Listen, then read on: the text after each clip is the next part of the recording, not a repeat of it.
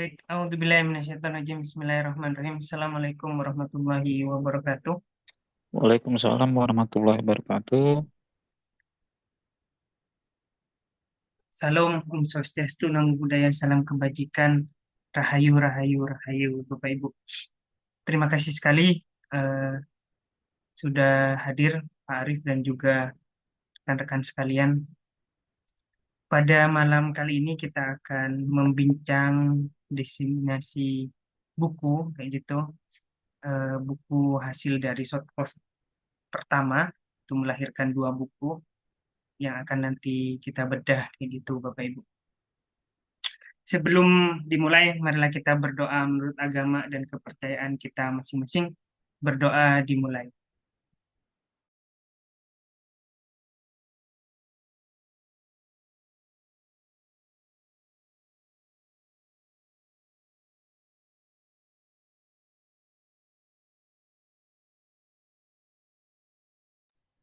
Selesai Bapak Ibu.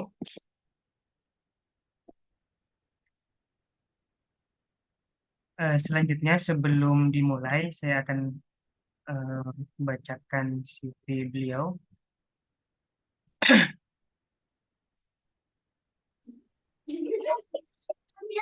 Riwayat hidup dari Pak Arif, Dr. Arif Suti SHI Hanya mau meeting dulu.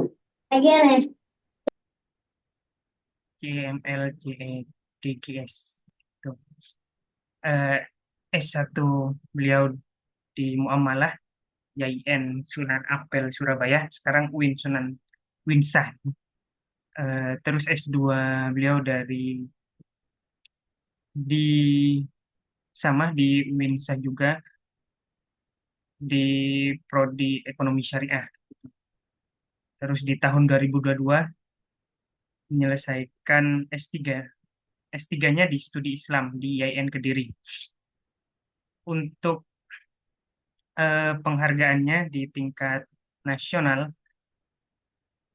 penulis terbaik sayembara menulis buku umum keagamaan Islam tahun 2029. Ini dilaksanakan oleh Kementerian Agama RI yang berjudul Masyarakat Inklusif Islam Negara dan Kebijakan Publik Tanpa Diskriminatif. Seminar internasionalnya sangat banyak, eh, mulai dari 2022, 2023 sampai 2024, sangat aktif. Gelar non akademiknya juga dikembangkan, ada dua. Selanjutnya pengalaman kerja beliau juga panjang sekali.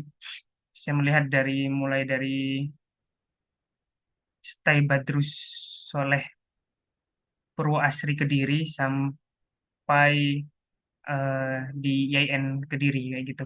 Terakhir yang saat ini adalah dosen di Ekonomi Syariah di IAIN Kediri. Sebentar lagi akan bertransformasi jadi UIN. Selanjutnya beliau menjabat sebagai Sekprodi Akuntansi Syariah di FEBI IAIN Kediri. Terus banyak sekali yang tidak kalah bergengsi selain AMI ya, audit internal, audit mutu internal di IAIN Kediri dan juga ISO. Ini sekarang selain kampus-kampus selain menggodok unggul juga apa untuk eh, akreditasi juga ISO dan lain-lain. Beliau juga pengelola jurnal, berbagai jurnal mulai dari internasional sampai Sinta, nggih, bisa dilihat sendiri. Banyak sekali, mulai dari 2018 sampai 2024 saat ini. Terus pengabdian masyarakatnya eh, panjang sekali juga, aktif sekali di Tridharma Perguruan Tinggi. Penelitian juga sama. Terus buku dan haki ini banyak juga, karena perpaduan antara FEBI dan Syariah ya. Di apa backgroundnya ke arah situ, berkah filantropi di tengah turbulensi ekonomi. Ini buku yang anyar yang di 2024 ini, metodologi pengabdian kepada masyarakat, pendekatan praktis untuk pemberdayaan komunitas. Ini sama-sama penerbitnya di Yogyakarta. Terus masyarakat inklusif, Islam, negara dan kebijakan publik tanpa diskriminasi. Terus, nah ini yang puncaknya sebagai penutup di tahun 2024 eh, dengan senyuman manis. Ini kepemimpinan manajemen lingkungan yang berkelanjutan dan ramah lingkungan. Kurang lebihnya seperti itu. Beliau akan menjelaskan tentang eh, papernya yang ada dalam buku kepemimpinan manajemen lingkungan yang berkelanjutan dan ramah lingkungan, yakni tentang makosid syariah sebagai landasan etika pengelolaan sumber daya alam yang berkeadilan dan berkelanjutan. Ini saya rasa kajian makosid ini sangat sangat menarik dan lagi gaungnya lagi hangat nih gitu. Kita kenal kalau kita baca-baca pemikir dari luar apa Prof. Jasir Audah dengan Makosid Institute-nya kayak gitu. Tanpa panjang lebar kepada Pak Arif waktu dan tempat saya persilahkan. Panjenengan mau share screen sendiri atau dibantu, Pak? Dibantu aja, Oh, nggih. Baik. dibantu aja. Suara saya jelas ya?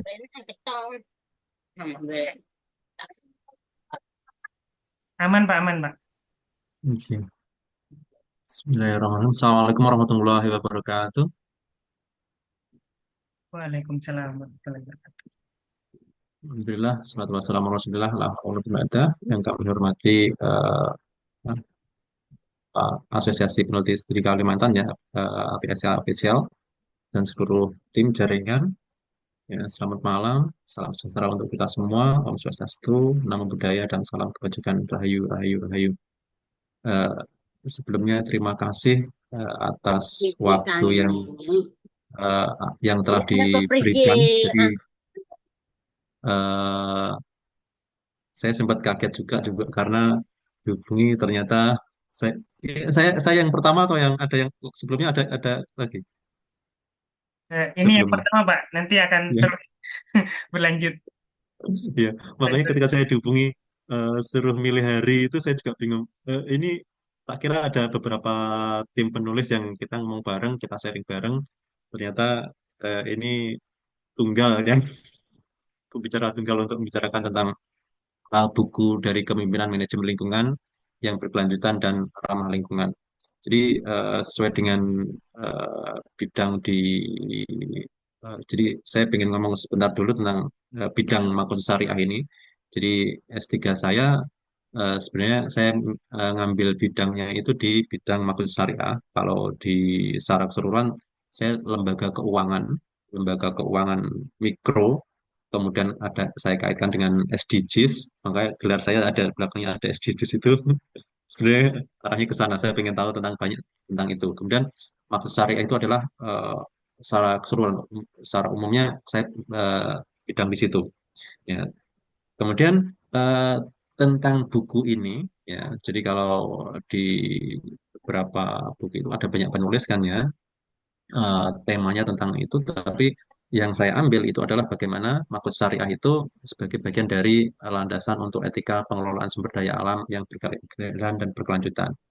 Nah, di sini kalau kita lihat bahwa maksud syariah itu konsep dasar yang kita yakini kalau dalam Islam, ya kalau ya dalam Islam itu dasar utama ya maksud syariah itu. Jadi selain kita ngomong tentang Al-Quran, hadis sebagai sumbernya, ini nanti maksud syariah itu adalah bagian dari nanti untuk menjabarkan ya perihal-perihal apa saja yang nanti yang dalam Al-Quran dan hadis itu eh, tidak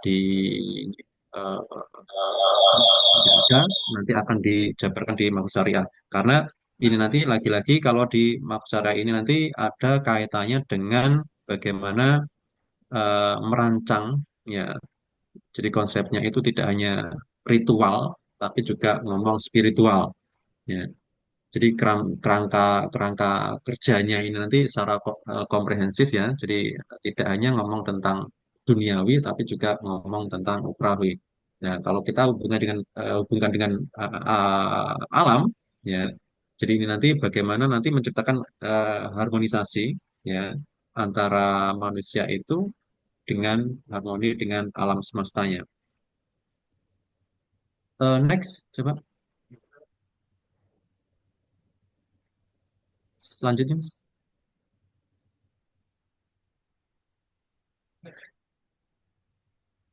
Nah, oke, ini beberapa konten yang kita jabarkan nanti, ya. Ada beberapa hal dari pendahuluan sudah saya sampaikan tadi, kemudian makus syariah secara konsepnya nanti sipiling aslinya bagaimana, kemudian prinsip keadilan dalam pengelolaan sumber daya alam yang bagaimana nanti, kemudian keberlanjutan dan keseimbangan ekosistem yang kita maksud nanti seperti apa, kemudian etika, yang kelima nanti tentang etika dan tanggung jawab sosial dalam pengelolaan sumber daya alam. Oke, next. Nah, ini yang kita bicarakan tadi. Jadi, kalau kita ngomong makus syariah, ya, kalau secara kerangka, ya, itu saya bilang tadi kita tidak hanya ngomong tentang ritual, ya. Kalau dalam agama memang ritual itu bagian dari kegiatan untuk mendekatkan diri dengan Tuhannya, dengan Allah, ya. Nah, jadi nanti eh, ada beberapa dimensi juga nanti bagaimana nanti kita kaitan dengan sosial, ekonomi, dan lingkungan. Ya, tujuannya apa? Ini nanti adalah untuk menciptakan kesejahteraan umat manusia, ya, harmoni dengan alamnya. Nah, kalau kita lihat tantangan saat ini, jadi eh, apa namanya, terjadi krisis lingkungan, kemudian keterbatasan dari sumber daya alam, nanti juga akan mempengaruhi bagaimana kita nanti harus bersikap, ya, dalam hal mengelola, ya. Jadi kalau eh, terlalu banyak apa namanya eksploitasi, ya, jadi meskipun kalau dalam Al-Quran itu alam itu diciptakan untuk semuanya keseluruhannya untuk manusia, jadi tidak akan habisnya sebenarnya kalau dalam konsepnya memang seperti itu. Tapi lagi-lagi kalau alam itu ada namanya siklus, ya. Jadi kalau dieksploitasi terlalu tinggi, terlalu banyak, kemudian mereka tidak memikirkan apa namanya tidak ada namanya keberlanjutan, tidak ada bagaimana nanti untuk istilahnya memanfaatkan agar tidak terlalu dieksploitasi, ya, maka nanti akan terjadi krisis lingkungan. Nah, ini nanti maka Makus Syariah itu hadir bagaimana nanti apa namanya istilahnya ada beberapa prinsip dalam untuk menciptakan berlanjutan dan keadilan itu. Ada yang kalau di situ saya jelaskan ada tiga, ada tiga, ya. Yang pertama itu keadilan distributif, kemudian keseimbangan ekologis, kemudian tanggung jawab sosial.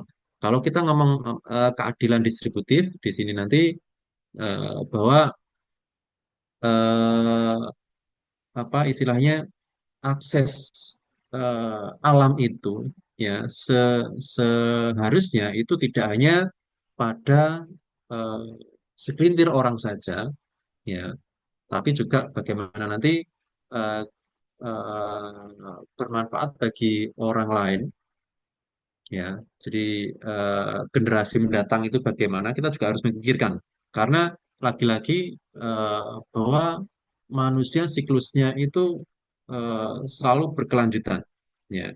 Setelah kita nanti akan ada eh, cucu-cucu kita, anak-anak kita nanti akan mempengaruhi di sana, ya. Makanya eh, dalam hal eh, dalam hal maksud syariah ini nanti ada beberapa konsep yang perlu kita eh, ketahui di dalam pengelolaannya. Di halaman 3, ya, halaman 3 kita masih di halaman 3 sebelum sebelum oke di sini. Oke, ya, setelah setelah ini, next, setelah ini. Oke. Ini kalau kita ngomong maksud syariah, ya. Kalau kita ngomong maksud syariah ini eh, apa namanya konsepnya tentang maslahah dan mafsadah itu tujuan utamanya. Jadi bagaimana nanti untuk menciptakan pencapaiannya kesejahteraan secara keseluruhan, ya. kemudian eh, mafsadahnya itu bagaimana nanti mencegah kerusakan. Ya, kalau dalam maksud syariah kita mengenal ada 5 konsep utama daruriyah khamsah itu bagaimana melakukan perlindungan agama, kemudian hifdzul nafas, hifdzul akal, kemudian hifdzul asal, kemudian hifdzul amal. Itu konsep-konsep dari kalau maksud syariah itu sendiri. Kemudian perannya apa dalam kehidupan maksud syariah ini? Nah, ini perannya nanti yang pertama istilahnya secara keseluruhan itu adalah menyeimbangkan individu, ya, baik nanti dari kepentingan komunal atau kepentingan secara umum, ya, bagaimana nanti menyeimbangkan antara hubungan manusia dengan alam, ya, kemudian kalau secara utama nanti eh, bagaimana kebebasan dalam beragama, kemudian perlindungan jiwa, akal, dan distribusi kekayaan nanti eh, itu tujuan utamanya. Kalau implementasi nyata, ya, kalau implementasi nyata ini nanti kaitannya bagaimana mendorong kesehatan, pendidikan, kesejahteraan, dan harmoni ekonominya, keadilan ekonomi. Nah, relevansi makro syariah nanti dalam pengelolaan sumber daya alam ini nanti ada beberapa pendekatan yang perlu kita ketahui, ya. Ada yang pertama itu pendekatan berkelanjutan, kemudian tuntutan keadilan harmoni. Ini nanti yang perlu perlu kita garis bawahi, ya. Jadi kalau eksploitasi sumber daya alam itu kalau dilakukan terus-menerus, kemudian dilakukan secara hanya untuk individu saja tanpa memikirkan generasi setelahnya, nanti juga akan memberikan dampak kepada eh, secara keseluruhan. Oke, next. Nah, ini prinsip yang saya bilang bahwa prinsip keadilan itu dalam pengelolaan sumber daya alam itu perlu diterapkan, ya. Jadi yang pertama itu keadilan sosial dan ekonomi, yang kedua nanti keadilan antar generasi. Jadi kalau kita ngomong keadilan sosial dan ekonomi, ya, keadilan sosial dan ekonomi ini nanti kita eh, harus tahu bahwa apa namanya eh, dalam konteks pengelolaan sumber daya alam kita harus tahu bahwa individu itu sebenarnya semua semua individu itu punya akses setara dalam pengelola sumber daya alam. Jadi kalau ada kelompok-kelompok tertentu yang mengeksploitasi, kalau kita lihat di Indonesia sendiri sebenarnya kita lihat ada beberapa, kita menyebutnya oknum, ya, kita ada sebut nama. Jadi ada beberapa kelompok yang dia punya hak untuk mengeksploitasi lingkungan, kemudian mengusir masyarakat setempat, ya. Itu nanti juga berpengaruh, ya. Jadi akhirnya beberapa kelompok itu terpinggirkan, kemudian terabaikan, kemudian dia harus pergi dari lokasi yang sudah lama dia tempati. Ya, ini nanti sebenarnya dampak-dampak yang dilakukan oknum-oknum yang nanti merugikan banyak masyarakat itu sebenarnya seharusnya itu memang harus ditinggalkan, ya. Karena apa namanya dampaknya, ya, itu tidak ada namanya unsur keadilan sosial bagi masyarakat, ya. Nah, kemudian eh, kalau apa istilahnya contoh lain nanti bagaimana nanti eh, akses yang bisa kita berikan kepada masyarakat itu kalau kalau sekarang lagi musim suplai suplai air kita tinggi, ya. Jadi hujan sedikit saja sudah eh, banyak banjir di mana-mana. Di tempat saya juga seperti itu. Ya, cuma tidak terlalu genangannya tidak terlalu tinggi, ya. Tapi apa namanya akses ke air bersih itu juga perlu kita perhatikan.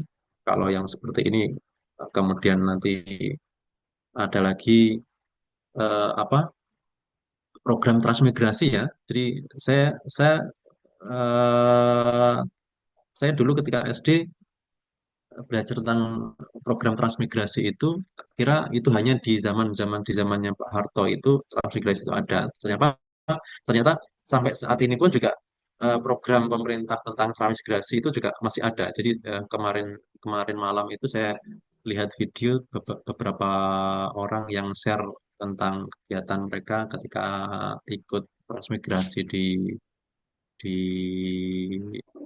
mana Sumatera, ya itu itu ternyata masih ada, ya.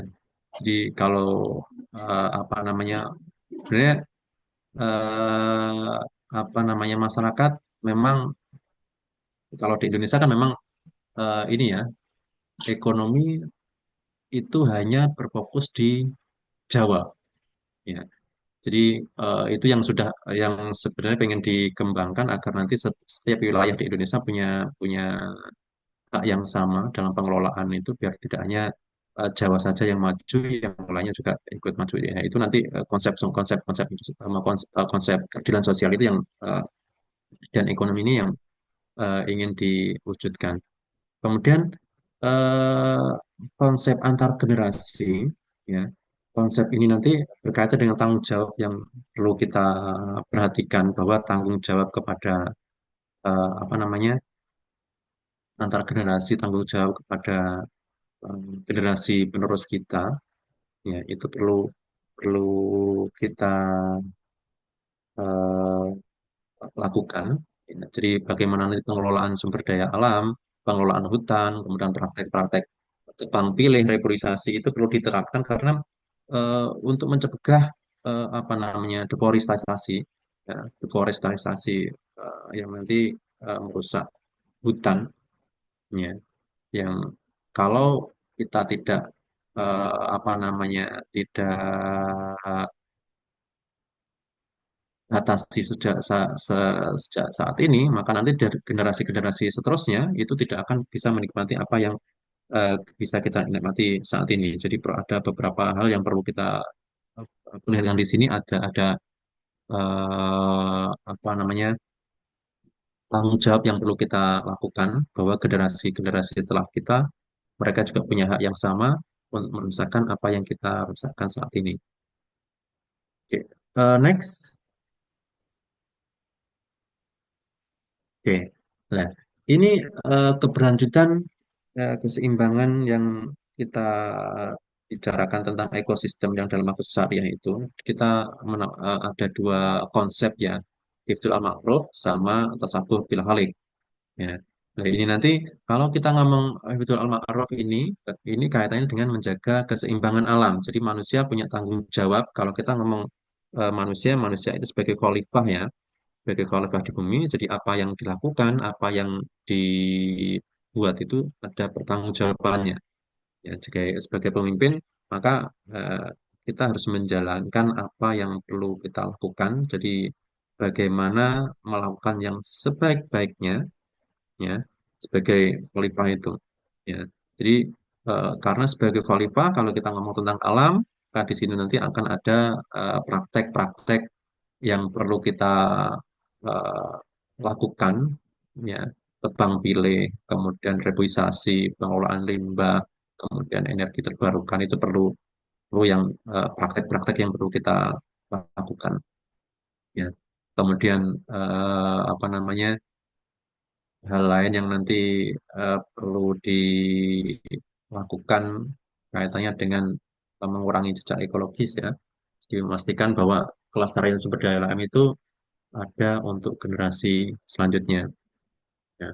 Kemudian yang kedua, yang tasawuf bil khaliq ini kalau kita menyebutnya itu adalah konsep bagaimana meneladani kebijakan kebijaksanaan Allah. Ya. Jadi bagaimana nanti menciptakan harmoni ekosistem dan keberagaman hayati itu, kita meniru apa yang eh, apa namanya, bijaksanaannya sang pencipta. Jadi kalau kita ngomong tasawuf bil khaliq ini, kalau secara harfiah memang kita inginnya itu melihat apa yang dilakukan oleh sang pencipta eh, untuk umat, untuk manusianya itu seperti apa, ya. Jadi kita meneladani itu, ya, bagaimana Allah menciptakan alam, bagaimana Allah mengatur alam semesta, ya, ya. Jadi nanti bagaimana Allah menciptakan keseimbangan, keseimbangan, baik nanti. Jadi nanti bagaimana nanti menciptakan kebijaksanaan keseimbangan, ya, beberapa keanekaragaman hayati. Ya. Nah, dalam konteks tasawuf kholik ini nanti eh, apa namanya beberapa hal, ya. Jadi manusia punya tanggung jawab bagaimana nanti dia bertanggung jawab dalam pengelolaan alam. Ya. Jadi keanekaragaman hayati itu memiliki peran penting dalam menjaga stabilitas dan ketahanan ekosistem, ya. Jadi sehingga ketika kita kehilangan spesies akibat deforestasi, maka nanti juga akan ada namanya perubahan-perubahan yang terjadi di dalam alam. Jadi iklim akan berubah. Kalau kita mengenal ada El Nino itu juga efek dari kalau kita lihat itu efek dari perubahan alam yang keseimbangan-keseimbangan yang tidak kita lakukan eksploitasi terlalu tinggi, jadi nanti akan menyebabkan beberapa eh, perubahan-perubahan dalam dalam masyarakat di dalam dalam alam. Ya. Nah, nah, selanjutnya yang selanjutnya setelah ini next ini yang perlu kita lihat, ya. Jadi dalam pengelolaan sumber daya alam itu perlu ada beberapa prinsip yang yang perlu kita lihat di situ, ya. Jadi ada eh, tanggung jawab moral terhadap dalam pengelolaan sumber daya alam, kemudian ada transparansi dan akuntabilitas dalam pengelolaan sumber daya alam. Ya, kalau kita lihat, saya bilang tadi manusia sebagai khalifah, maka itu tugasnya adalah bagaimana menjaga integritas lingkungan dalam menghindari perilaku yang merusak. Ya, jadi nanti bagaimana yang bisa kita lakukan agar agar tidak terjadi apa namanya agar emisi gas rumah kaca yang kalau bisa kita lakukan, ya, nanti emisi emisi gas rumah kaca itu bisa berkurang, populasi bisa berkurang, kemudian nanti apa yang bisa kita lakukan agar eh, eh, apa yang kita manfaatkan itu bisa didaur ulang, ya. Kemudian limbah yang kita hasilkan dari konsumsi itu bisa didaur ulang, kemudian energi terbarukan, ya, itu yang perlu kita lakukan. Jadi kalau dalam konservasi itu perlu adanya reboisasi dan swaka marga satwa itu perlu perlu kita lakukan. Kemudian berkaitan dengan transparansi dan akuntabilitas ini nanti eh, apa istilahnya ini tanggung jawab kalau kita melakukan eksploitasi, ya. Kalau kita melakukan eksploitasi, melakukan pemberdayaan alam itu, eh, maka perlu namanya transparansi. Kenapa transparansi? Ini nanti berkaitan dengan kita tanggung jawabnya kepada karena kalau pengelolaan alam itu memang kebanyakan memang untuk individu.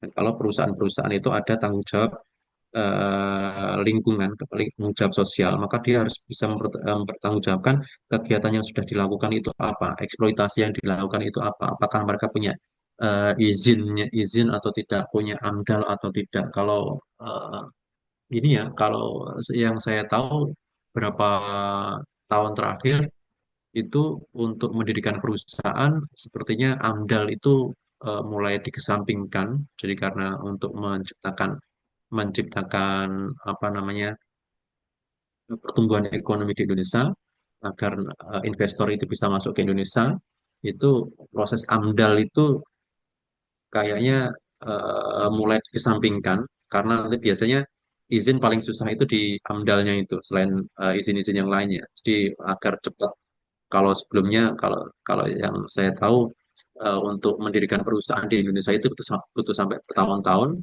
ya, karena harus proses nunggu izin AMDAL itu yang salah satunya. Kalau saat ini 3 bulan saja izin untuk mengurus mendirikan perusahaan itu akan lebih mudah karena ada beberapa proses yang dipotong itu. Nah, ini nanti kalau itu tetap dilakukan terus-menerus, nanti juga kita akan lihat beberapa dampak negatifnya di situ. Ya, hanya perlu yang saya garis bawahi ada transparansi dan akuntabilitas itu kaitannya dengan tanggung jawab. Ya, jadi tanggung jawab laporan-laporan yang dia lakukan dalam eksploitasi itu bagaimana, laporan keuangannya bagaimana, kemudian nanti bagaimana nanti bisa diaudit dalam hal apa namanya kinerjanya. Apakah nanti merusak lingkungan, tanggung jawabnya bagaimana, tanggung jawab kepada masyarakatnya bagaimana, itu yang perlu eh, di di garis bawahi. Ya. Oke, apa namanya? Secara keseluruhan, jadi kalau kita ngomong makosid syariah kaitannya dengan apa namanya sebagai landasan etika ya. Jadi kalau dalam hal landasan etika ini nanti karena eh, Mas, dalam hal pengelolaan, kaget saya.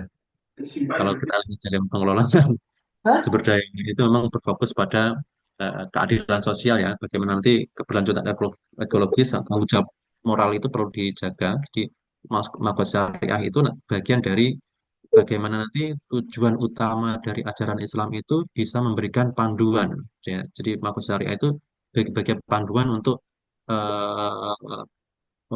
kita umat manusia itu mengelola sumber daya alam secara adil dan berkelanjutan dan bertanggung jawab, tidak hanya bertanggung jawab kepada kita sendiri tapi juga bertanggung jawab kepada masyarakat secara umumnya.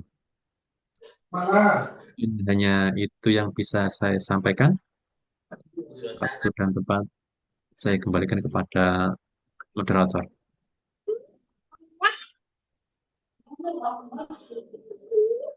Ini makan.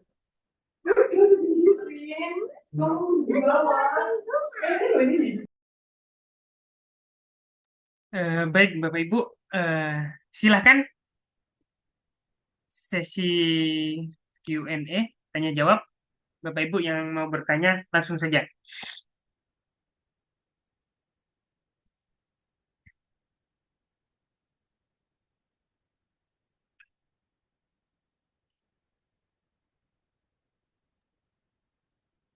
Mas Novel, boleh saya menyampaikan sesuatu? Boleh, silakan. Ya, maaf ya, saya off cam saja. Ya, eh, saya setuju tadi dengan pendapat pemateri tadi bahwa studi AMDAL itu memang oleh pelaku usaha itu kan dianggap sebagai dalam tanda petik penghalang begitu ya. Itu sebetulnya sudah berlaku sejak lama.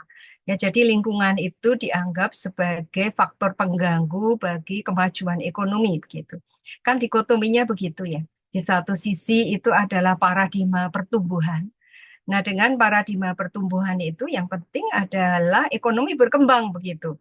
Terus berkembang begitu. Sehingga ketika muncul paradigma pembangunan berkelanjutan, jadi pembangunan yang tidak hanya memikirkan generasi sekarang, tapi juga bagaimana generasi akan datang memenuhi kebutuhan mereka, gitu ya.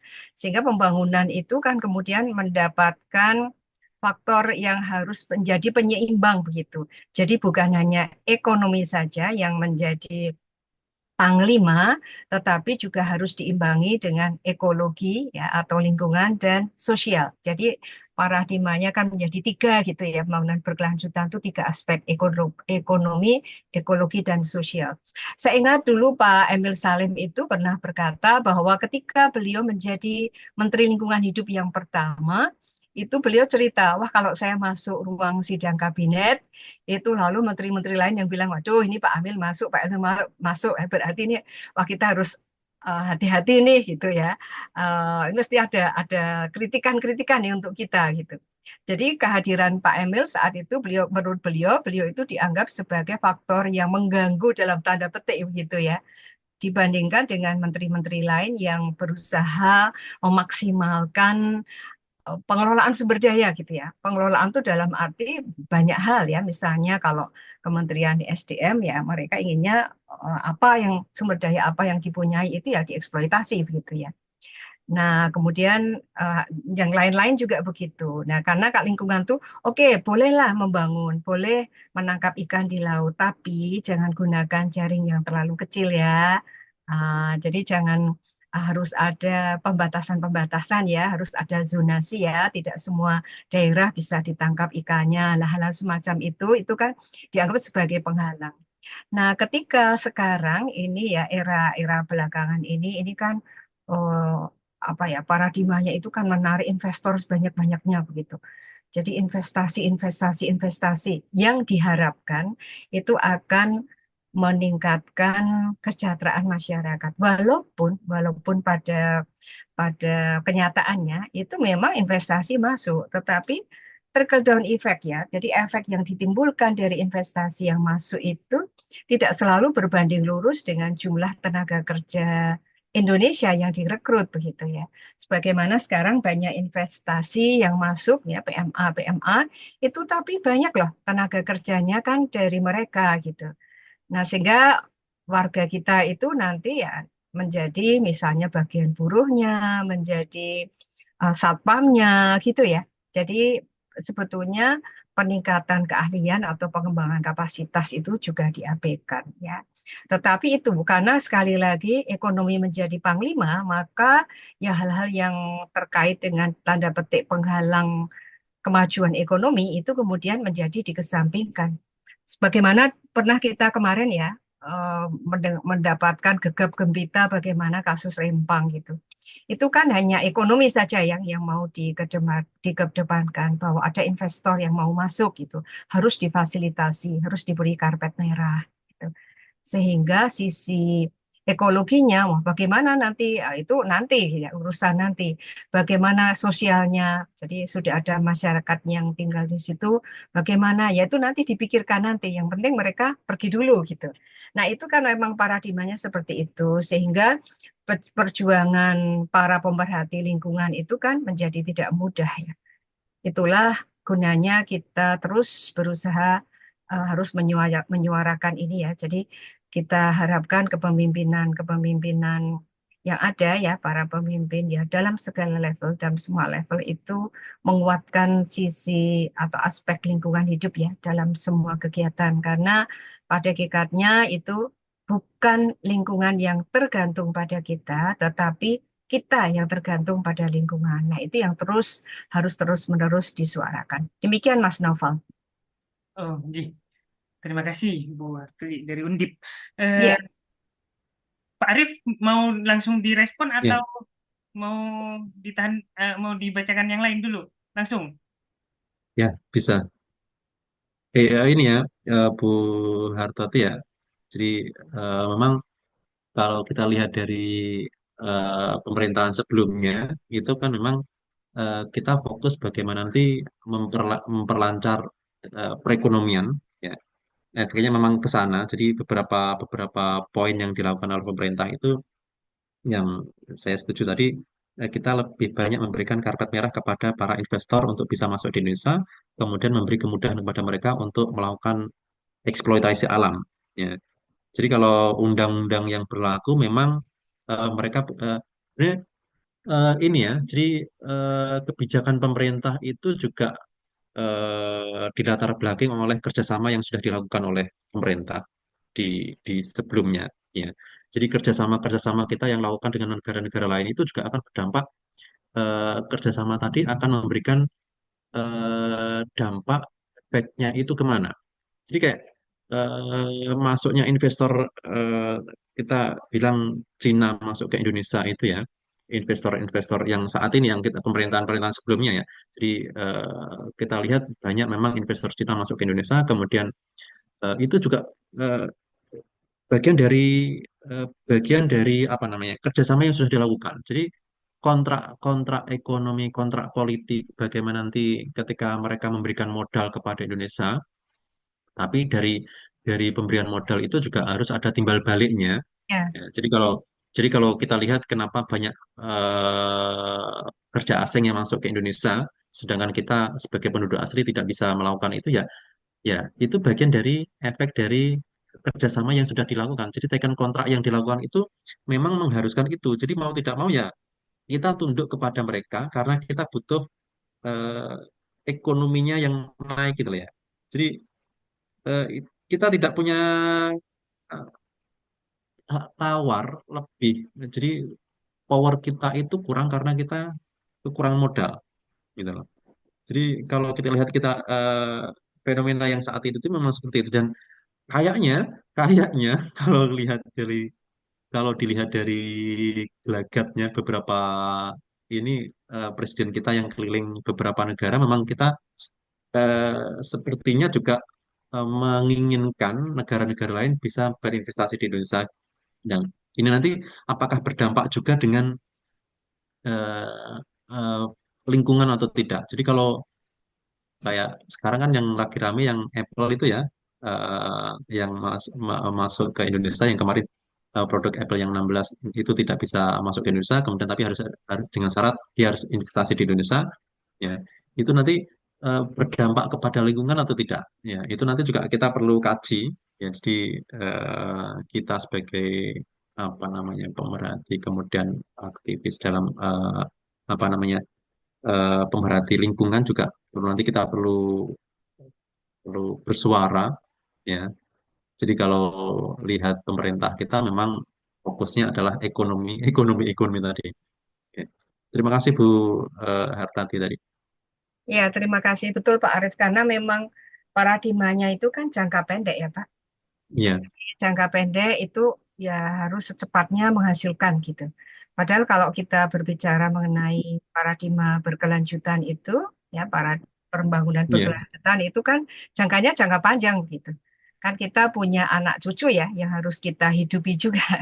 Dan mereka sebetulnya mendapatkan hak yang sama kan dengan kita, karena pada hakikatnya lingkungan itu bukan warisan dari nenek moyang, tetapi kan titipan anak cucu. Nah itu yang perlu ya, terus kita suarakan ya, karena kalau kita berbicara tentang lingkungan itu memang yang apa ya, secara ekonomik itu kan yang menonjol greediness ya, keserakahan ya, gitu. serakahannya. Dan keserakahan itu nggak ada batasnya gitu. Nah, jadi kita harus bisa membedakan antara need dengan want ya, apa itu kebutuhan dan apa itu keinginan. Nah, jangan terlalu mengejar want, tetapi sebetulnya need-nya itu terlampaui begitu. Nah, itu yang harus terus menerus kita ini. Ya, karena apalagi kita sekarang berada di era konsumtif seperti ini ya, di mana iklan itu luar biasa, pengaruh sosial media juga luar biasa, sehingga orang itu kadang merasa apa dia bisa eksis kalau dia sudah melakukan berhasil menunjukkan apa ya hedonismenya gitu ya itu yang sayang gitu ya. Jadi kearifan-kearifan lokal, cara-cara hidup lama itu kan tergerus begitu ya, tapi mudah-mudahan tidak sampai taraf yang Ya, susah berbalik lagi. Ya. Dan saya menghargai ya bukunya Pak Arief itu bagus Pak, manajemen lingkungan. Jadi membuat kita sadar begitu ya Pak bahwa kepemimpinan itu penting dan bukan hanya dalam level kenegaraan ya, tetapi kepemimpinan kita dalam semua level, tingkatan dan aspek gitu. Baik, Ibu Hartuti, kita ke Amsterdam dulu, Pak. Ibu Muti ya. Sebagai Muslim kita memiliki landasan teori dan kekayaan hazanah pengetahuan terkait menjaga alam. Tetapi praksisnya nampak masih sangat nihil. Tidak perlu jauh-jauh. Setiap ada tablik akbar saja, sampah minuman, koran, tempat duduk berserakan Betul. di mana-mana. Seolah-olah saja seolah-olah saja kebersihan bagian dari iman itu hanya kata-kata mutiara. Quotes. Tetapi mereka yang bersarung dan berjubah berduyung-duyung ke majelis ini tidak ada kesadaran kebersihan. Bagaimana pendapat pemateri terkait fenomena ini? Bahkan peristiwa ini dijadikan studi oleh salah satu doktor dari Amsterdam dalam disertasinya. Nampak istilah Green Islam atau Green Islam, Islam yang hijau, itu masih jauh sebagai angan-angan. Bagaimana respon dari Pak Arif? Silakan, Pak. oke, terima kasih. Siapa ini? Mbak Mutia ya? Ya, Pertanyaannya Mbak Mutia ya? Ya, jadi kalau kita lihat memang fenomena di masyarakat itu berkembang tentang apa namanya tablik-tablik akbar itu memang seperti itu. Jadi kalau kita lihat di masyarakat itu memang sepertinya fenomena itu masyarakat kita itu tidak tidak peduli lingkungan itu memang benar sebenarnya ya. Ya. Jadi masyarakat kita eh, konsumtif tinggi, eksploitasi alam tinggi, kemudian dalam hal ini kalau dalam Islam kan memang diajarkan bagaimana eh, kalau konsep konsep kebersihan juga diajarkan sebenarnya, tapi dalam prakteknya kita eh, tidak melakukan itu. Kalau kalau menurut saya kok sebenarnya kesalahan kita itu kalau agama kita bilang agama salah, eh, ya itu keyakinan misalkan semua orang punya keyakinan masing-masing ya. Eh, penanaman penanaman sikapnya itu deh yang kurang. Jadi kita belajar agamanya iya, belajar Al-Qur'annya iya, belajar hadisnya iya. Ya, cinta agama, cinta sholawat. Kalau sekarang banyak sholawat, cinta Nabi ya, cinta gerakan-gerakan sholawat banyak sekali tablik-tablik itu. Ya. Tapi eh, kita lebih lebih jarang mengajarkan masyarakat kita itu tentang bagaimana mengelola lingkungan. Ya. Jadi yang ditanyakan Mbak Sinta tadi itu kaitannya dengan apa namanya fenomena kenapa banyak kajian-kajian dilakukan, tapi dari segi tindakan untuk melestarikan lingkungan, untuk menciptakan kebersihan lingkungan itu tidak ada. Jadi kalau saya kok dalam hal aplikasinya itu yang kita tidak diajarkan. Kita diajarkan hanya untuk cinta agama, cinta Rasul, tapi tidak diajarkan bagaimana praktek nyatanya untuk mencintai agama, mempraktekkan agama secara kafahnya itu yang kita tidak ajarkan. Jadi eh, kalau dilihat dari pendidikan ya, kalau saya beberapa melihat konsep pendidikan yang dilakukan oleh Jepang ya, itu kan sebenarnya penanaman penanaman eh, apa namanya cara pandang masyarakatnya itu dimulai dari kecil. Jadi kenapa di TK mereka diajarkan bagaimana membersihkan sekolahannya, ya ketika mau sekolahan-sekolahan itu mereka tidak ada namanya tim kebersihannya. Jadi kayak seolah-olah di Indonesia itu bagian bersih-bersih itu ya tugasnya tukang bersih-bersih, bukan tugasnya dia gitu ya. Jadi sudah ada ya ya ini yang perlu kita eh, apa namanya perhatikan ya ya kemungkinan apa namanya dalam hal penanaman etika penanaman tanggung jawab sosial tanggung jawab lingkungan itu yang perlu kita berikan kepada masyarakat yang perlu kita tingkatkan ke masyarakat itu Pak Pak Mutia ya. Iya. Eh, Bu Mutia ada respon silakan.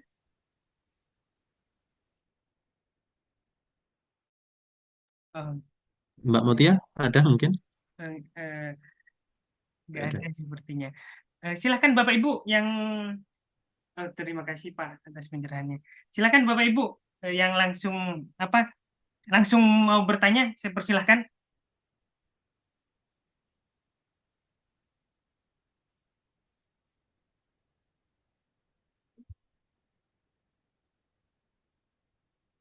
Pak Adi Pak Adi Fatrah ini dari Aceh yang di sana menerapkan syariah.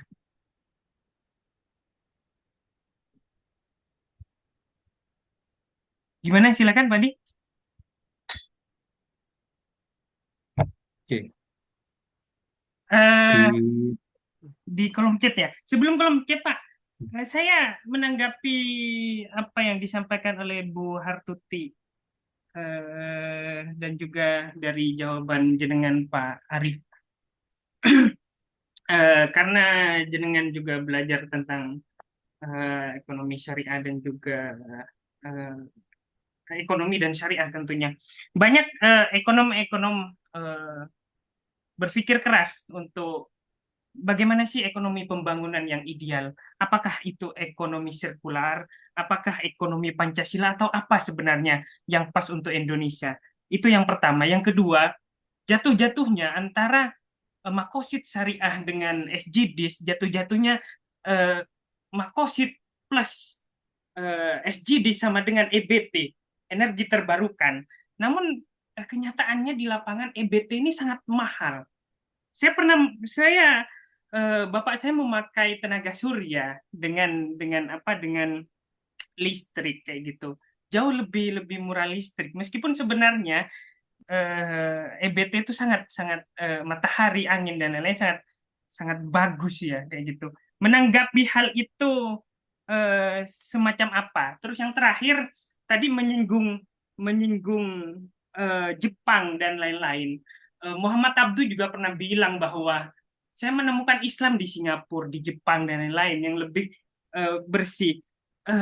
Apa yang salah dengan pendidikan kita? Padahal kita ini mayoritas Muslim, bahkan bisa dikatakan terbesar sekarang di dunia kayak gitu. Itu tiga respon apa saya biar diskusi ini tidak menggantung rasanya. Jadi saya kejar ini beberapa argumen dari Bu Hartuti dan Pak Arif Junaidi. Monggo silakan Bapak. Oke, ini ya, terima kasih sebenarnya. Terkait dengan SDGs, sebenarnya terkait dengan SDGs itu kan sebenarnya pemerintah sudah kalau kita lihat dari program pemerintah, apa namanya, program pemerintah jangka menengah atau jangka panjang itu sebenarnya sudah dilakukan oleh pemerintah. Bagaimana nanti menciptakan SDGs itu, kalau dilihat dari studi laporan tingkat keberhasilan SDGs di Indonesia itu kan kalau tahun ini kita di angka 70,2% lah ya, di angka-angka itu. Jadi pemerintah kita juga masih berusaha untuk menciptakan bagaimana nanti semua kebijakan-kebijakan yang dilakukan oleh pemerintah itu berdampak kepada kegiatan program berkelanjutan. Ya, jadi tidak hanya kalau kita ngomong berkelanjutan kan ada beberapa poin ya, ada 17 poin utama itu.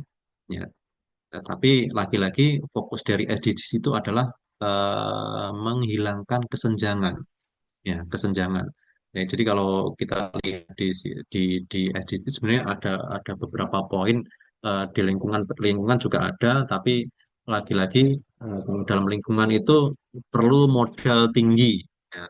Jadi kalau di Indonesia perlu modal tinggi untuk lingkungan itu. Jadi makanya kalau di Indonesia dalam hal menciptakan untuk program berkelanjutan yang dalam SDGs itu, ya perlu adanya eh, kerjasama dengan beberapa pihak, baik baik itu pemerintahan atau non pemerintahan. Ya, kalau di Indonesia sendiri itu menganggap eh, sektor keuangan, jasa keuangan itu paling banyak yang memberikan dampak positif nanti agar apa namanya ketercapaian SDGs itu bisa bisa tercapai. Ya. Jadi kalau kita ngomong SDGs, kita ngomong lingkungan, kita ngomong apa namanya eh, masyarakat kemiskinan, pembebasan kemiskinan, tapi kalau kita tidak ada pendanaannya ya tetap saja akan sulit untuk mencapai. Jadi kayak tadi, kenapa untuk menggunakan panel surya itu harganya lebih mahal daripada listrik itu di situ. Jadi karena untuk program-program yang apa namanya, eh, individu yang untuk itu memang butuh modal besar, ya. Makanya kalau kita hanya mengandalkan diri sendiri, tidak bisa kerjasama dengan pihak-pihak lain, ya kita tidak bisa menciptakan itu. Gitu. Itu yang ada kaitannya dengan SDGs. Kalau yang kaitannya dengan tadi, kenapa kita menemukan Islam itu malah di negara-negara bukan Indonesia yang mayoritasnya Islam itu. Saya jelaskan di awal, sebelumnya tadi, eh, kita sepertinya kalau menurut pendapat saya itu sepertinya kita salah dalam hal memahami konsep. Jadi kita hanya fokus pada apa namanya, fokus hanya pendekatan kepada Tuhan, tapi tidak pada masyarakat, tidak pada sosial. Gitu. Jadi kita eh, kayak kayak majelis-majelis itu ya yang diajarkan adalah bagaimana mendekatkan diri kepada Tuhan itu loh.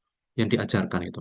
Tapi tidak diajarkan bagaimana nanti kita bersikap kepada lingkungan, kepada masyarakat itu yang tidak diajarkan. Ya, akibatnya ya akhirnya kita beragama ya beragama, pokoknya menjalankan perintah agama, ikut sholat, puasa, ya itu saja. Ya. Sedangkan untuk dengan masyarakat itu akhirnya kita tidak apa ya kurang-kurang gregetnya itu tidak ada gitu loh ya. Jadi kayak kita masa bodoh dengan apa yang dilakukan oleh orang lain, apa yang dilakukan alam terhadap alam itu seperti itu. Kemudian kenapa kita tidak bisa menjaga lingkungan, ya tidak masa bodoh dengan apa namanya tingkat kebersihan yang tidak seharusnya gitu ya. Menjaga kebersihan bagaimana itu eh, yang ya kalau menurut saya memang salahnya itu di kita hanya fokus pada mendekatkan diri kepada Tuhan, ya. Yang diajarkan itu hanya fokus ke sana, tapi tidak diajarkan bagaimana prakteknya itu untuk sampai ke sana. Itu kita juga harus bertanggung jawab kepada masyarakat dan lingkungan itu yang kalau menurut saya ke sana. Kenapa kesalahan kita itu ke sana? Gitu, Pak. Pak. Oke, siap, Pak. Eh, Selanjutnya ini ada Pak Saiful, Bu Verdika dari Jambi, terus Pak Adi Fatra dari Aceh, Pak Miswadi, Bu Ervia. Silakan bisa bertanya langsung saja, Bapak Ibu.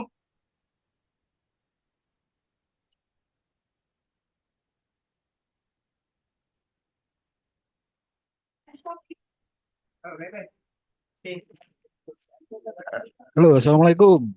Waalaikumsalam. Waalaikumsalam. Silakan, Bapak. Ya, saya Miswadi, Pak, dari Pekanbaru. Kalau Oke. kalau bicara soal kerusakan hutan, pengelolaan hutan, kalau di Riau ini memang sangat-sangat ini ya, apa namanya ya, sudah kerusakannya itu sudah tinggi. Ya, gambut sudah dibolak-balik, kemudian hutan sudah ditumbangkan dan sebagainya. Perusahaan raksasa terbesar di sini ada, sawit terbesar ada. Nah, cuman kan terkait itu kan ini kalau kita balik ke kaji Islam, sebenarnya ini kan masalah perilaku orang, ya, perilaku dalam konteks bagaimana muamalah mal makhluk dan muamalah makhluknya. Jadi terkait dengan itu sebenarnya kan ini ada program pemerintah yang terbaru yaitu perhutanan sosial, sosial forestry yang diluncurkan oleh Presiden Joko Widodo di periode pertama dulu. Dan itu sebenarnya kan memberi hak kelola kepada masyarakat. Tapi pada satu sisi bahwa itu menjadi perluasan tanggung jawab sebenarnya. Perluasan tanggung jawab kerusakan hutan itu yang tidak mampu dimanage oleh pemerintah. Jadi masyarakat diajak untuk bertanggung jawab. Itu juga tercermin lewat eh, kalau korporasi dia dikasih izin, dia boleh mengelola bisnis di area yang sama, baik itu gambut, gambut ataupun yang tidak gambut, mineral. Tapi di perhutanan sosial itu masyarakat lebih diarahkan untuk perlindungannya saja. Ekonominya hanya hasil hutan bukan kayu atau HBK. Nah, hal-hal seperti ini kan pencerminannya yang masih apa namanya ketidakadilannya itu masih tampak. Nah, sementara kalau kita kaji dari tools-tools tentang apa ya tentang keberlanjutan sangat banyak sekali yang sudah dikeluarkan oleh pemerintah.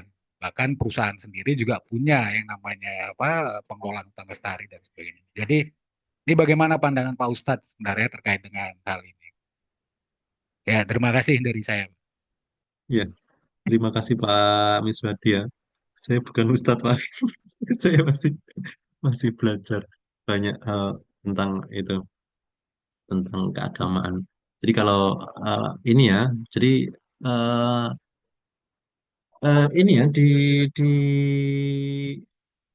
kalau kita lihat di pemerintahan kita itu memang eh, apa namanya kecenderungan untuk memberikan tadi kalau Bu siapa tadi memberikan istilah itu karpet merah kepada investor ekonomi ya. Jadi itu eh, benar ya. Jadi pemerintahan kita memang lebih condong untuk memberikan keleluasaan pada mereka yang punya modal. Kenapa diberikan keleluasaan kepada para pemilik modal? Karena tujuan akhirnya adalah ekonomi, naiknya ekonomi. Ya. Jadi ketika ada usaha, ada kegiatan usaha, kegiatan ekonomi, maka nanti akan ada namanya eh, apa namanya lapangan pekerjaan. Ketika ada lapangan pekerjaan, maka secara otomatis nanti akan ada namanya eh, putaran pendapatan.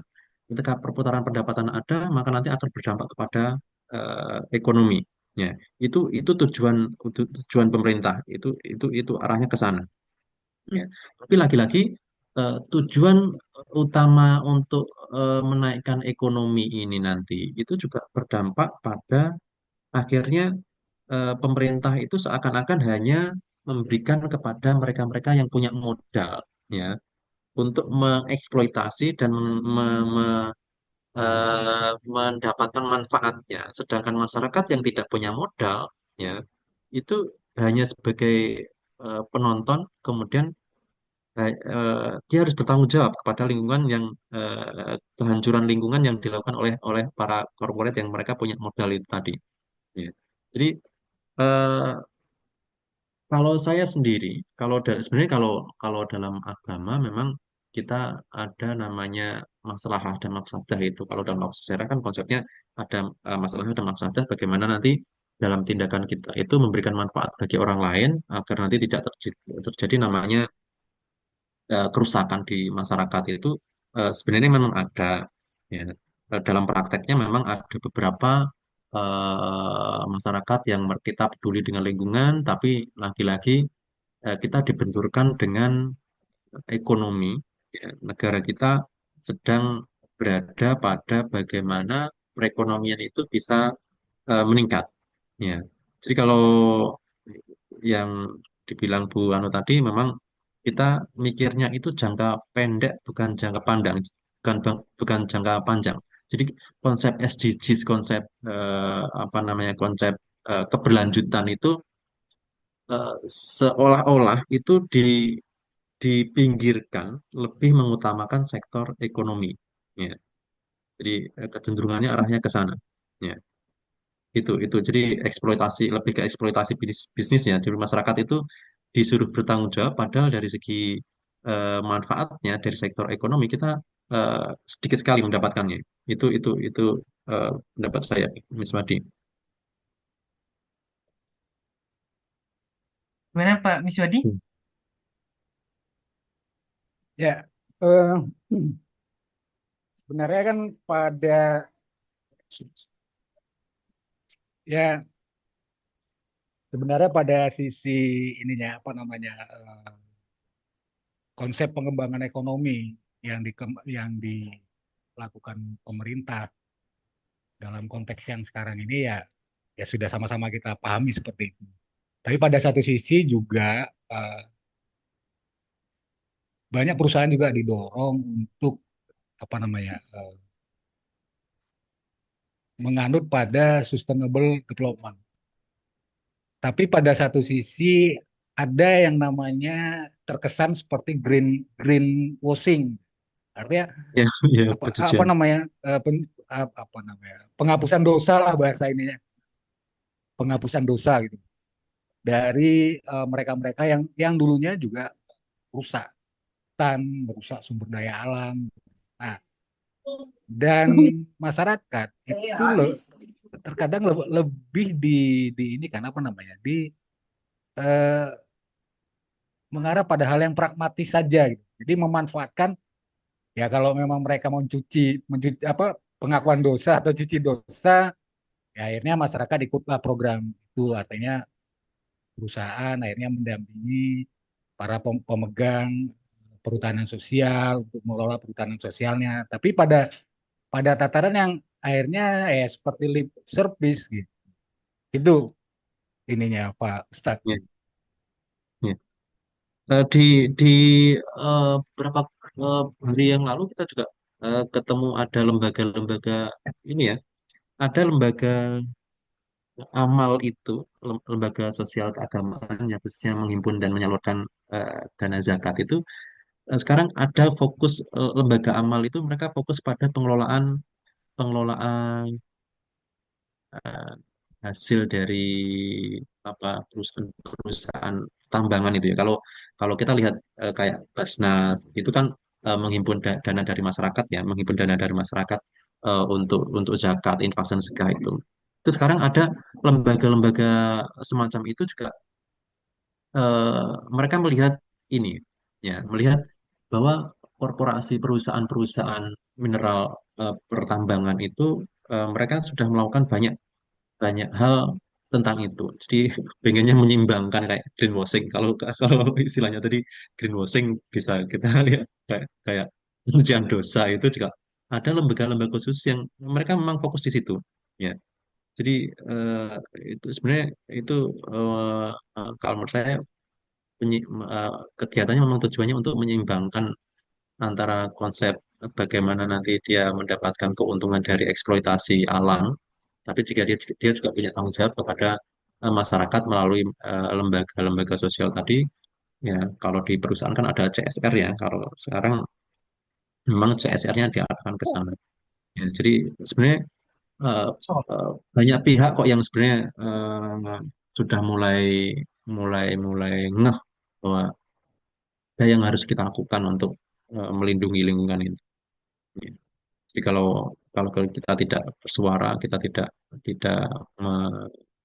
apa namanya mengedukasi masyarakat bahwa lingkungan itu perlu dijaga, perlu dilestarikan, jadi nanti anak cucu kita juga tidak tidak akan melakukan tidak akan melakukan tetap akan melakukan eksploitasi kalau kita tidak mengedukasi mereka itu seperti itu. Ya. Oke, lagi ada lagi Mas Naval atau Nah, kita ini, selesai? oh iya, eh, sebagai closing Bapak, eh, sekaligus penutup ini, pertanyaan terakhir sekaligus kita bisa panjenengan closing. Perkenalkan, saya Ervia Yudiati dari Undip. Ya Pak, mungkin saya bisa menyampaikan sendiri Pak. Mohon maaf. Oke, Oh iya, iya, Ya, silakan. ya mohon maaf nih saya nggak bisa on cam. Jadi ini saya Ervia Yudiati dari Undip. Dan saya sangat tertarik dari apa namanya pendapat tentang konsep kepemimpinan itu ya. Nah, yang terutama tadi kalau kita gitu sebetulnya ada fakta empiris gitu ya. Ya beberapa abad yang lalu yang itu bertahan sampai 1300 kepemimpinan itu sangat ideal gitu ya. Sehingga kesejahteraan itu terasakan sampai semua namanya rakyat itu merasakan dari dan terpenuhi semua kebutuhannya gitu ya, semua kebutuhan sandang pangan pakan papan bahkan sampai keamanan dan juga pendidikan gitu. Nah, ini kan artinya saya lihat itu profil pemimpin itu menjadi sesuai dan kepemimpinan gitu ya. Bagaimana waktu-waktu itu pemimpin itu begitu apa namanya paradigmanya itu adalah pemimpin itu adalah pengurus atau pelayan rakyat gitu ya.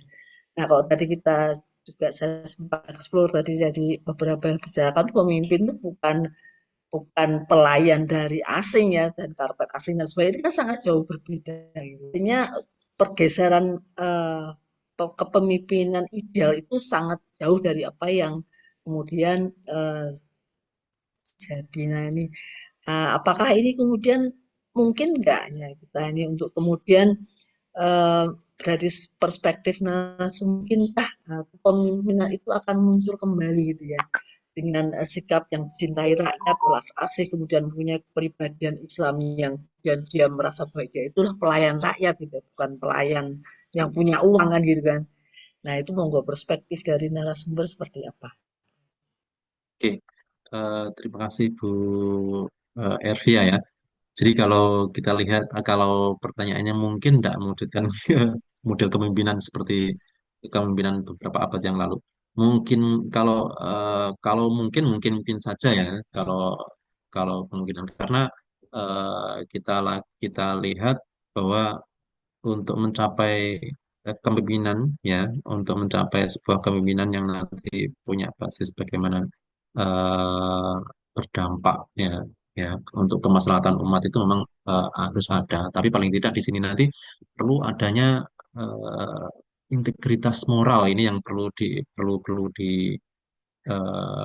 ditekankan. Jadi seorang pemimpin dia seorang pemimpin itu kan dia seharusnya punya tanggung jawab, ya, punya tanggung jawab. Kemudian mereka punya punya rasa keadilan, punya integritas moral, ya.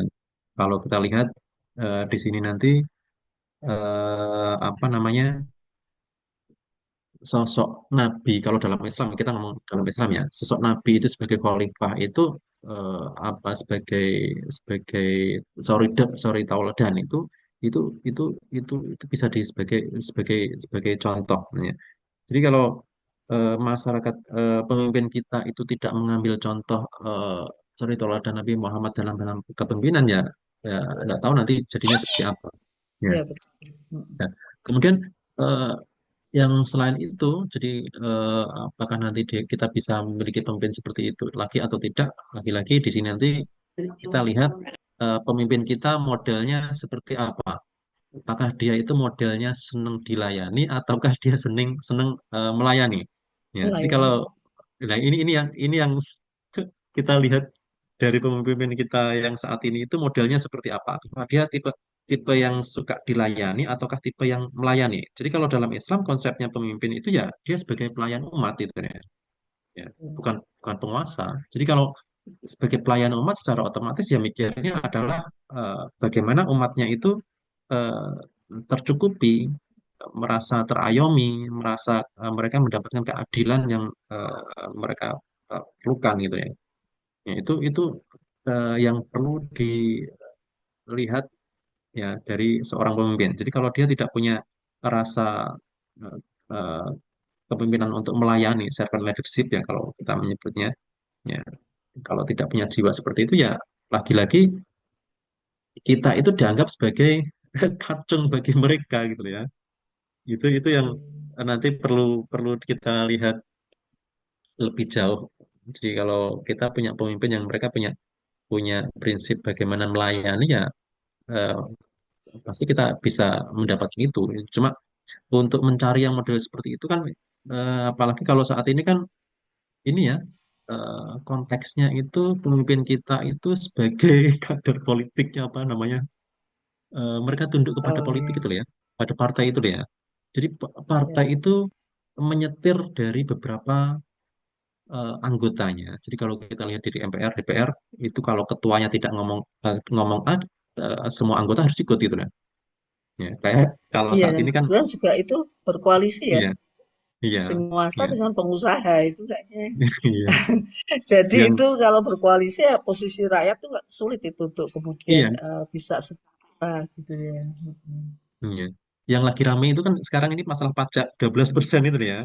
Ya, Ya betul, sudah itu ya. dampaknya Dulu besar. kena dulu ketika pembahasan undang-undangnya itu kalau tidak ada persetujuan anggota legislasi kita, ya itu undang-undangnya tidak akan disahkan. Tapi kan eh, hampir semuanya setuju, ya akhirnya disahkan. Ini ya itu dampak dari itu gitu ya. Jadi kalau kita sekarang rame-rame menolak itu, ya tidak bisa, undang-undangnya sudah disahkan, ya. Sudah Jadi kita nggak bisa, selesai ya, iya, itu susahnya di situ. Jadi posisi kalau ya. kita Ya, kita nggak punya pemimpin yang ya jadi dia fungsi bisa, muhasabahnya ya, juga kurang ya, muhasabah ya, entah itu dari rakyat. Nah, dulu kan kalau mm, zaman Islam berjaya itu kan rakyat saja setiap individu bisa saja menyampaikan terhadap khilafah itu, khalifah itu ya. Kalau dulu kan ya, begitu. Sekarang kan sulit ya.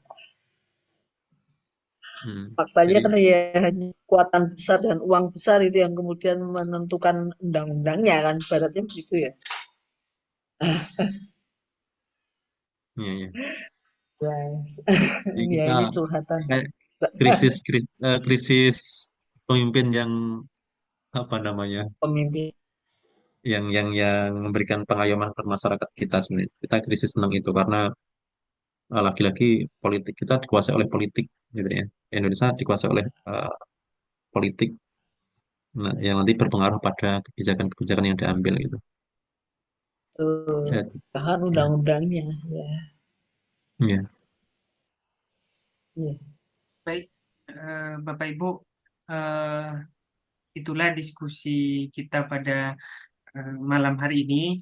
Sebelum ditutup, Bapak Ibu, di kolom chat ada link absensi dan link pre-order buku. Silakan kalau yang belum absensi atau mau pemesanan buku, silakan bisa diklik. Selanjutnya, eh, tadi udah closing belum, Pak? Sebenarnya saya izin minta closingnya tiga tiga frasa Oh iya, paragraf gitu, Bapak, dari semua diskusi iya, panjang ini. Monggo, Bapak. iya. Ji. Jadi kalau kita mau closing sebenarnya saya bingung mau membahas apa. Jadi paling tidak dalam hal eh, kepemimpinan lingkungannya. Jadi kalau dilihat dari Mafus Syariah di sini, ya. Jadi masalah kepemimpinan manajemen lingkungan itu memang perlu adanya keseimbangan antara dalam Mafus Syariah itu bagaimana nanti kebijakan yang kita pilih atau aspek apa yang kita pilih, apakah nanti memberikan masalah bagi kita ataukah nanti apa yang kita lakukan itu bisa mencegah mafsadah itu perlu dipertimbangkan. Jadi Mafus Syariah yang apa namanya kita perlu perhatikan itu adalah keseimbangan. Ya, kita seimbang dengan bagaimana berlaku kepada Tuhan, juga seimbang kepada eh, link sosial masyarakat kita, agar nanti dalam hal kebijakan-kebijakan yang kita ambil, yang kita lakukan itu berdampak tidak hanya kita semakin dekat dengan Tuhan, tapi juga kita semakin dekat dengan eh, masyarakat. Oke, demikianlah. Baik, Bapak Ibu, itulah diskusi kita. Sebelum ditutup, marilah kita berdoa menurut agama dan kepercayaan kita masing-masing. Berdoa dimulai.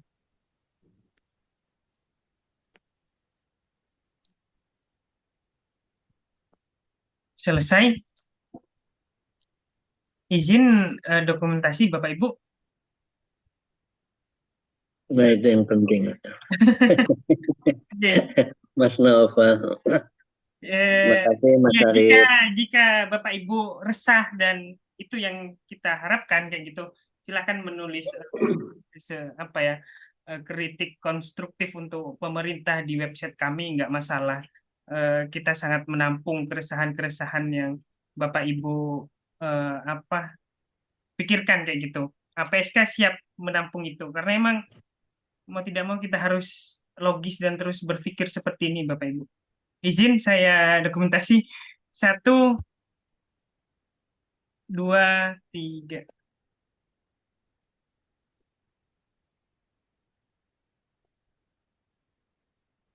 Satu, slide kedua.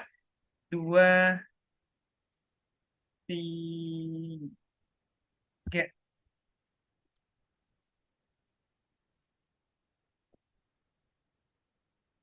Oke, itu saja mungkin diskusi kita. Selamat malam, selamat ber, eh, melakukan kegiatan selanjutnya. Itu saja yang bisa saya sampaikan. Kurang lebihnya mohon maaf. Assalamualaikum warahmatullahi wabarakatuh. Selamat malam, Bapak Ibu. Waalaikumsalam. Makasih Mas Nova, Mas Arif, Waalaikumsalam. semua. Sama-sama.